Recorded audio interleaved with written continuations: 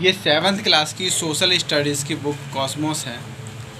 इसमें हम आपको ज्योग्राफी का चैप्टर नंबर 13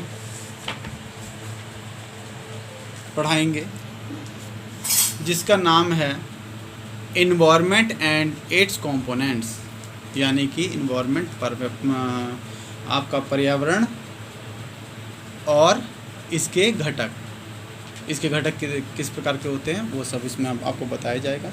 इसकी आउटलाइन से आपकी कंपोनेंट्स ऑफ इन्वायरमेंट यानी कि पर्यावरण के घटक, डिवीज़न ऑफ इन्वायरमेंट को कितने भागों में बांटा जाता है, इन्वायरमेंट का विभाजन कैसे किया जाता है, वो 4 भागों में मुख्य रूप से बांटा जाता है। पहला है एटमॉस्फेयर, जिसे हम वायुमंडल कहते हैं, लिथोस्फीयर, जिसे हम भूमंडल कहते हैं, हाइड्रोस्फीयर, जिसको हम जलमंडल कहते हैं, और बायोस्फीयर, जिसको हम जैवमंडल कहते हैं। इसके बारे में हम अध्ययन करेंगे। अब यहाँ पर है कंपोनेंट्स ऑफ इन्वायरमेंट, यानी कि पर्यावरणिक components of environment like lithosphere, hydrosphere and atmosphere together constitute the physical environment.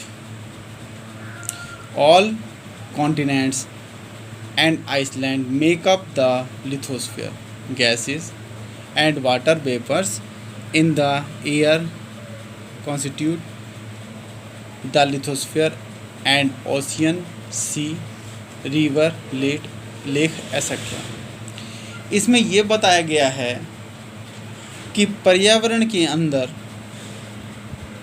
के अंदर जो है वो एबोटिक यानी कि बहुत से अजैविक घटक के कंपोनेंट्स पाए जाते हैं, जैसे लिथोस्फीयर, हाइड्रोस्फीयर, एटमॉस्फेयर। जैसे लिथोस्फीयर यानी कि भूमंडल, जलमंडल, और एटमॉस्फेयर यानी कि वायुमंडल।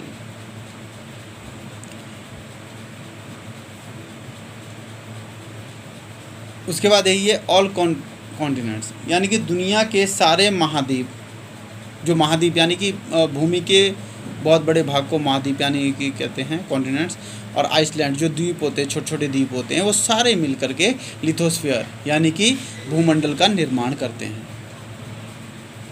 और जो गैसेस हैं and waters vapors in the air contains the atmosphere। हाँ, जो आपके गैस हैं और जो जल हवा बन करके उड़ जाता है, यानी कि उसका वाष्पीकरण हो जाता है, वो प्रक्रिया वो जो है सब एटमॉस्फेयर में आएगी। और जो है ओशियन, सी, रिवर, लेक एक्सेट्रा, ये सब चीज़ें जो है वो आपका हाइड्रोस्फीयर में आएगा, यानी कि जलमंडल में आएगा। समुद्र, सागर, नदियाँ, झील, तालाब इत्यादि। All these components are abiotic but they support all from the life of earth. Lithosphere provides the soil and minerals. Atmosphere provides the essential gases and is responsible for all weathers related। ये इसके अंदर क्या है आपका कि ये सारी चीज़ें जो हैं अजैविक होती हैं, लेकिन पृथ्वी पर जीवन को संभव बनाती हैं। इस जीवन संभव हो पाया है। लिथोस्फीयर पृथ्वी पर मिट्टी, वायुमंडल, महत्वपूर्ण गैसें तथा इसका उत्तरदायित्व मौसमों से संबंधित प्राकृतिक घटनाएं करवाती हैं।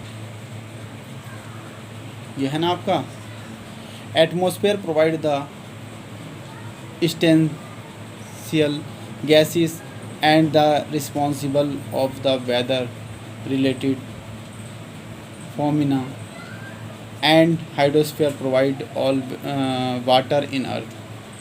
and it the sources of all humidity present in air and all life. इसमें ये कहा जाता है कि जो हाइड्रोस्फीयर है वो पूरी पृथ्वी पर जल को उपलब्ध कराती है तथा यह हवा में नमी रखती है और सारे जो है जल चक्र का स्रोत है, जीवन चक्र का भी ये स्रोत है। कौन? हाइड्रोस्फीयर। इससे आगे है all the biotic components including human beings, animals, plant and micro organisms constitute biological environment. Among these, the plant need special attention because they इसके अंदर हो गया आपका all the biotic components, यानी कि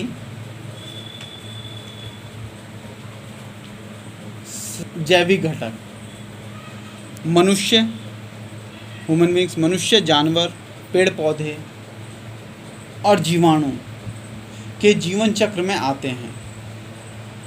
इन सब के बावजूद पौधों को ज़्यादा देखभाल की आवश्यकता होती है because they produce all the matter that is use by micro organisms, plant themselves and animals including man. जो पौधे होते हैं उसकी ज़्यादा देखभाल की आवश्यकता होती है क्योंकि यह पौधे एक ऐसा पदार्थ बनाते हैं जिसको जीवाणु, खुद पौधे, एनिमल्स, जानवर और मनुष्य उसे खा करके जिंदा रहते हैं। अगर वह ना बनाए तो इन सब का जीवन भी संभव नहीं हो पाएगा।